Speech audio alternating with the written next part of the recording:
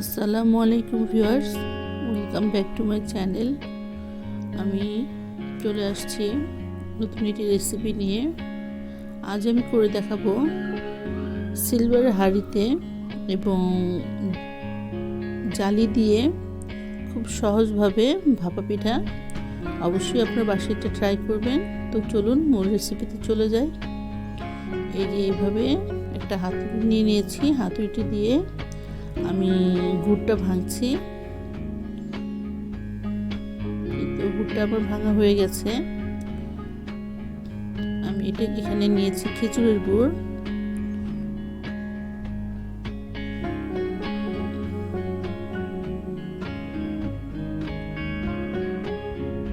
এখন গুড়টাকে আমি ছোট ছোট ঝুড়ি করে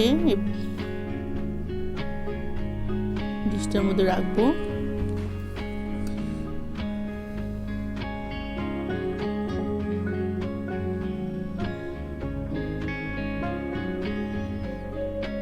ভিউয়ার্স, গুড়টা আমার ছোটো ছোটো ঝুড়ি করা হয়ে গেছে। আর একটা প্যালার মধ্যে নিয়ে নিয়েছি আমি নারকেল গুঁড়া। নারকেলের গুঁড়াটা নিয়ে রেখেছি। আর এখানে নিয়ে নিলাম আমি 4-5 কাপের মতো চালের গুঁড়া। এটা আমি বাজার থেকে কিনে এনেছি। আর দিয়ে দিলাম পরিমাণ মতো লবণ। লবণটা দিয়ে খুব ভালোভাবে মিশিয়ে নিলাম। মিশিয়ে এখন অল্প অল্প করে পানি দিব আর এটাকে মিশাবো। একবারে পানি দেওয়া যাবে না ভিউয়ার্স, এটাকে অল্প অল্প করে পানি দিয়ে মিশাতে হবে খুব আলতোভাবে। এটা দেখে বুঝে নিতে হবে এটা কিভাবে মিক্স করতে হয়।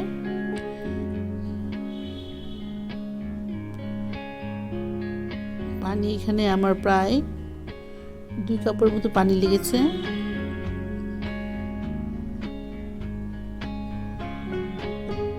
এটা সময় নিয়ে করতে হবে, ধৈর্য ধরে। এটার মধ্যেই আপনার পিঠাটা পারফেক্ট হবে। আর যখন দেখবেন মিশানো হয়ে গেছে তখন এরকম একটা মুঠ করে হালকা করে উপরে উঠালেও দেখবেন মুঠটা ভাঙবে না, হাত দিয়ে ভাঙতে হবে। তখন বুঝতে হবে আপনার চালের গুঁড়িটা পারফেক্ট হয়েছে এবং আপনার পিঠাটাও পারফেক্ট হবে। আর এরকম ছাঁকনি সবার ঘরেই আছে। ছাঁকনিটা দিয়ে চালের গুঁড়িগুলা খুব সুন্দরভাবে আপনারা চেলে নিতে হবে। এতেও চেলে নিতে হবে সুন্দর করে। এভাবে এটাও ধৈর্য ধরে করতে হবে ভিউয়ার্স, কারণ পিঠা জিনিসটা ধৈর্য ধরে বানাতে হয়। আর আমার চালটা ছাঁকা হয়ে গেছে। আর এইভাবে মাটির 2টা প্যালার মতো নিয়ে নিয়েছি আমি। এখন দিয়ে দিলাম চালের গুঁড়িটা, যেটা আপনার করে নিয়েছি, চেলে নিয়েছি। চালের গুঁড়ি দেওয়ার পরে দিয়ে দিলাম খেজুরের গুড়, তারপরে দিয়ে দিলাম আপনার নারকেল, তারপরে উপরে দিয়ে দিলাম আবার চালের গুঁড়িটা দিয়ে আলতোভাবে, বেশি জোরে জাতা দিবেন না। আবার আপনাদেরকে আরেকটা দেখাচ্ছি। চালের গুঁড়ি দিয়ে দিলাম, এখন দিয়ে দিব গুড়। আপনারা আপনাদের ইচ্ছা মতো গুড়টা দিবেন, তবে বেশি গুড় দিলে দেখা যাবে পিঠাটা ভেঙে যাবে। দিয়ে দিলাম নারকেল, এখন দিয়ে দিচ্ছি চালের গুঁড়ি। দিয়ে খুব আলতোভাবে এটাকে কভার করে নিতে হবে। আমার কভার করা হয়ে গেছে। এখন চুলাতে বসিয়ে দিয়েছি অনেক আগেই পানি ফুটে গেছে সিলভারের হাঁড়িতে। আর এটার মধ্যে আমি পিঠাটা দিব। দেখতেই পাচ্ছেন এরকম ঝুড়ি অনেকের ঘরেই থাকে, কারণ আমরা যখন নুডলস বানাই তখন এই ঝুড়িতে করেই নুডলসটা ছেঁকে নিই। এই তো আমি পিঠাটা দিয়ে দিলাম। এখন আমি মাটির যে প্যালাটা আছে সেটা উঠিয়ে ফেলবো। এই তো দেখতে পাচ্ছেন। এখন এটাকে ঢেকে ওই পানির হাঁড়ির উপরে বসিয়ে দিব। এটা আপনারা নামিয়ে করতে পারবেন, আপনাদের হাতে কোনো পানির ভাপটা লাগবে না। এই তো আমি ঢেকে দিলাম। এটা 2 থেকে 3 মিনিট লাগবে পুরোপুরিভাবে হতে। আমি কয়েকটা পিঠা বানিয়ে ফেলেছি। আমি একটা বড় প্যালা দিয়ে বানিয়েছি, সেটা ফেটে গেছে, গুড় বেশি দেওয়া হয়েছিল তাই। আর এই তো আমি আরেকটা দিয়ে নামায় আপনাদেরকে দেখাচ্ছি। আমি কাপড়টা চেঞ্জ করে নিয়েছি ভিউয়ার্স, কারণ ওইটা বেশি পাতলা ছিল। আমি আমার ওড়না ছিঁড়ে একটা ন্যাকড়া করে নিয়েছি। আর এই তো দেখছেন পিঠাটা একদম পারফেক্ট হয়েছে। 3 মিনিট সময় লেগেছে চুলার উপরে যখন দিয়েছি। এই তো। আর এটার মধ্যে যদি গুড় বেশি দেওয়া হয়, পরিমাণের চেয়ে বেশি, তখন দেখা যাবে পিঠাটা মাঝখানে ফেটে যাবে।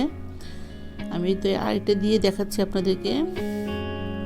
আমি এখন নিয়েছি সিলভারের একটা পেয়ালা। আমি কয়েক ধরনের পেয়ালা দিয়ে করে দেখলাম। এই তো, এখন এটা চুলার মধ্যে বসিয়ে দিব। চুলার মধ্যে বসিয়ে এটাকে 3 থেকে 3.5 মিনিট মতো রাখবো, রেখে নামিয়ে ফেলবো। এই তো প্রায় 3.5 মিনিট পর নামিয়ে ফেললাম। ভিউয়ার্স, আমি ভাপ না যাওয়ার জন্য ছোট একটা সরা দিয়েছি ওটার নিচে। আপনারা চালিয়ে দিতে পারেন, আর যদি না দেন তাহলে দেখা যাবে 5 মিনিট লাগবে। আমি তাড়াতাড়ি হওয়ার জন্য আমি ছোট সরাটা দিয়েছি। আমার সেজন্য 3 থেকে 3.5 মিনিট সময় লেগেছে। এই তো খুব সুন্দর পারফেক্ট ভাপা পিঠা হয়ে গেল।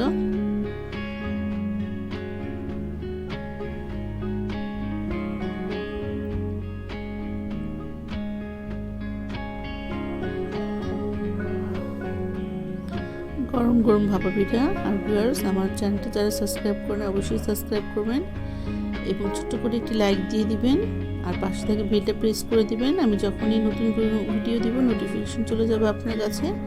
আর দেখতেই পাচ্ছেন একদম পারফেক্ট ভাপা পিঠা। আর এই তো হাঁড়িটা আমি বসিয়ে দেখাচ্ছি। এই ঝুড়িটা আমি বসিয়ে দিলাম। এটার সরার নিচে আরেকটা ছোট্ট সরা আছে। আর এই তো আমার মোটামুটি অনেকগুলোই হয়ে গেছে, আরও বাকি আছে, পরে করব। এবার ভিউয়ার্স, আমি চলে যাচ্ছি। আপনারা সবাই ভালো থাকবেন।